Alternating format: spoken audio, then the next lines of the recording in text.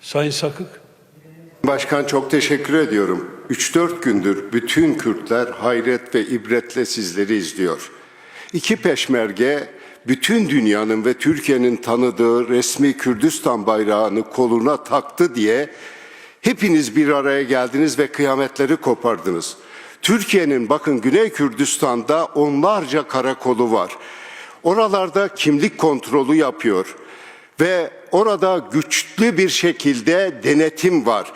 Bu ülkenin büyükelçisi bakın burada, bu büyükelçi Güney Kürdistan'da oradaki kolluk kuvvetleriyle değil, Türkiye'den giden özel timlerle, üniformalı ve ellerinde uzun namlulu silahlarla dolaşıyor, hiçbir şey olmuyor. Bu ülkenin egemenlik halkları var da başka halkların egemenlik halkı yok mu? Nedir bu efendi köle muamelesi? Biz bunları reddediyoruz. Kürtler